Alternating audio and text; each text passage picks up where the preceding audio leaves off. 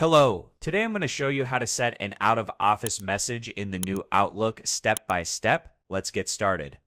If you're going on vacation or will be away from work, setting up an automatic out-of-office reply in Outlook helps let others know you're unavailable. In this tutorial, I'll walk you through how to do it easily in the new Outlook interface for 2025. Open the Outlook app on your PC. From the left side menu, click on Calendar to switch to the calendar view.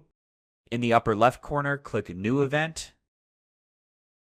Choose the date when you still be out of office. If you'll be unavailable for only a few hours, set the specific time range. If you'll be gone all day, enable the all day option.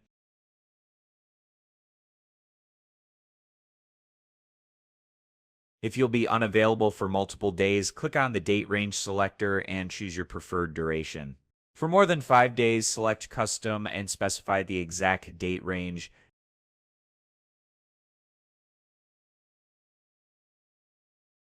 At the top of the event window, click on Free, then from the drop-down menu, select Out of Office.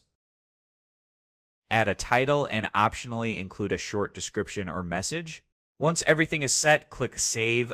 Your Outlook calendar will now display your out-of-office status, making it visible to colleagues and preventing meeting bookings during that time. That's it. Thanks for watching and see you in the next tutorial.